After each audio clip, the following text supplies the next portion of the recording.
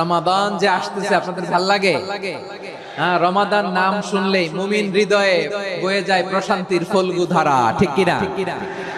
একটা আনন্দ, একটা উচ্ছ্বাস আমাদের হৃদয়ের মধ্যে চলে আসে। রমাদান সাইয়্যিদুশ শুহুর, 12 মাসের মধ্যে সবচাইতে শ্রেষ্ঠতম মাস রমাদান আল মুবারক আসছে।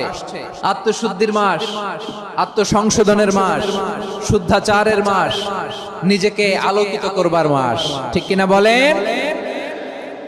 এই রমাদানুল মুবারকে আমাদের কি করণীয়, কি বর্জনীয়, what to do and what not to do, এই টপিকসের উপর কিছু কথা আপনাদের সামনে উপস্থাপন করব ইনশাআল্লাহ। ওমা তাওফীক ইল্লা বিল্লাহ।